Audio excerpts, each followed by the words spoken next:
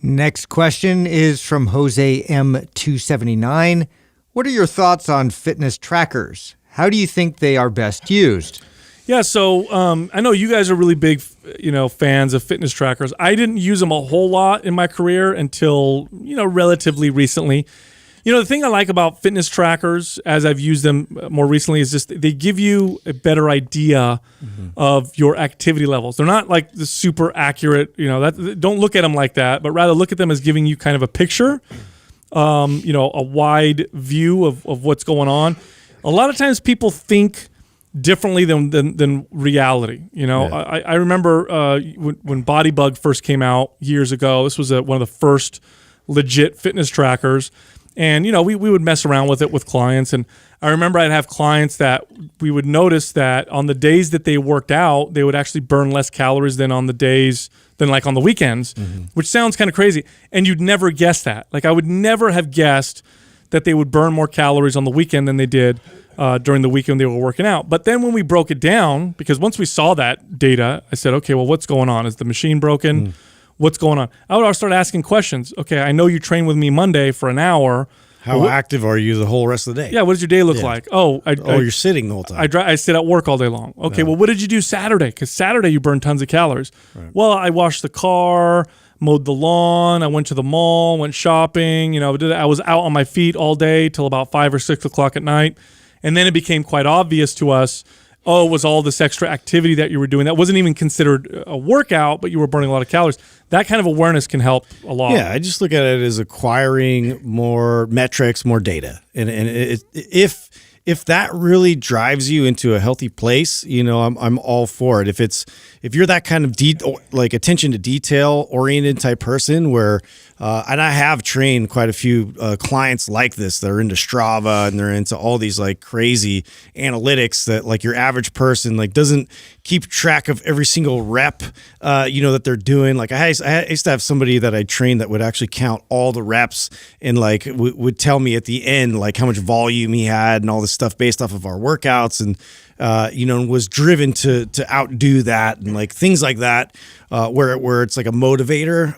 But for a coach, I think it's helpful to just be able to kind of plot and put things out there so you actually can see more factors involved in that individual, because what we're trying to do really is to establish like what makes them unique and like where their patterns lie, behaviors, things like that. So if we can like peer into certain behaviors, like you do move more on the weekends and that's an advantage, on a highlight and show you why and like how to incorporate that through your week. So if it unlocks things like that where you can understand your behaviors better, I'm all for it. If it detracts you, if you get too obsessed with it, just like, IFYM, like if you're talking about, like tracking all your macros constantly and you're neurotic about it and you get stuck there. Like that's where I start to have a problem with it. And I've seen people get like too fixated on the exact data that they're doing to where that's what drives them in all their efforts. So I'm for sure out of the three of us, like the most hardcore about this. Like this is a mandatory thing for me, like for clients. It just is.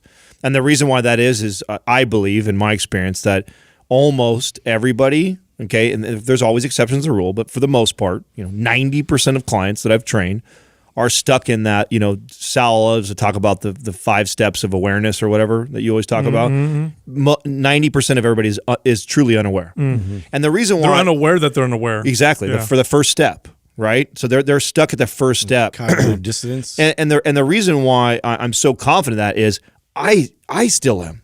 There's very few people I've ever trained that have tracked as diligently as I have, taken it to a competitive professional level to where they were, everything I was for 3 years, right? And I still, you'll see if you watch our old videos and today, like I'm not wearing mine today, but I still utilize it all the time. Like all of a sudden I'll go on a kick where I decide like, you know what, I really want to, take my fitness up a notch right now, or I want to lean out for whatever reason.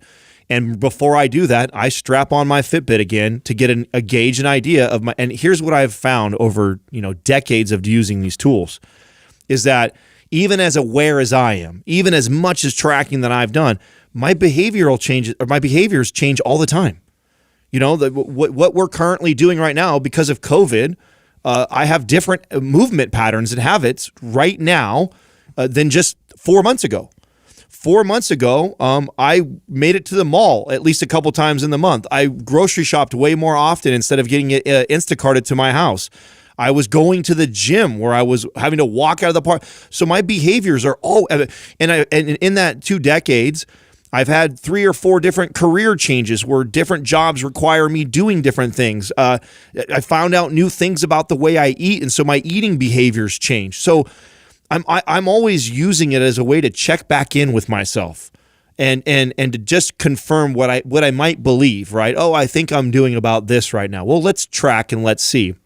Now, and the thing that I know that like Sal and Justin like the least about these tools, and I agree, and I think Dr. Andy Galpin does a good job in his book Unplugged, kind of discussing this, is we've taken the fitness space, like always, has taken something really good and valuable, and then we've just bastardized it. Now it's like it's this competitive market, and there's tons of money to be made in it, and everybody's arguing over which one is 3% more accurate, which one has a better UI, which one offers this feature, which one It's like, okay, that's where this can get so nuanced and overkill for most people. Like I utilize the Fitbit literally just for I want to see my steps, what it's estimating that I'm burning in calories right now, and that's really it. That's enough to give me a really good idea of my activity level and allow me to start to build some sort of a structure diet-wise. What I don't do is I don't get hung up on the actual number. I don't go, oh, that says 2,700 calories I burn a day, therefore I'm going to eat X amount of calories. That's not how I work. You're just looking at the trends. I'm right? just looking at the trends. And because I've done it, and when you've done this enough times, I know, like for me, what a low amount of activity is, what a high amount of activity is, what is kind of an average range, what that looks like. And so it gives me insight on my current behaviors and my current habits of exercise, my current habits of movement, and then it allows me to start to adjust that from there. I don't get hung up on the exact number that the tool is feeding back to me. I'm using it as a gauge, the same way that I use a scale, the same ways that I use a body fat percentage. And I think they are incredible at giving people awareness of what they're doing, because just like you both alluded to, is most people, including ourselves who are professionals in this field, overestimate or underestimate. Yeah, underestimate calories and overestimate activity. Yes. Every time. Every time. And I still do this today. Two decades of being in this space, I still am always off a little bit. And so I think they're incredible. Now, if they become something that you are, so attached to and hung up on that it's like dictating. If you're neurotic about it, it becomes dysfunctional. And Dr. Andy Galpin gets into that, right? Like it's kind of like this, right? And I think in his book he actually uses this analogy. Before TomToms and what's Garmin's and all the navigation systems came out, I used to pride myself on being the person where once I go a place one time, you never have to tell me directions again. I just had this like photographic memory of remembering things and street names. I was really good at that. And when these got popular was when I was about 18 to 20 years old. And so once they came on, I thought they were really cool. They got it put into my car. Now, fast forward 10 years later, I am the worst. Yeah. Well, I can't. I'm super reliant on it. I've lived in San Jose for 2 decades. I still use the damn thing to go to. If I go to a new restaurant, even though I'm super familiar with this whole city, I still use the damn thing because I become dependent on it so much. So you don't want to become like that. You don't want to become so dependent on these tools that you can't learn to kind of figure these things out for yourself. But also don't be a fool. They help. I'm not going to go to a new city and go to a store I've never been to and not use my tool. That's why I bought the damn thing. And I'm not going to go get a map out and prove to myself I can figure this out when I've got the resources. But I'm also not going to become so dependent on it that I don't open my eyes and pay attention to my surroundings and learn where the hell I'm going.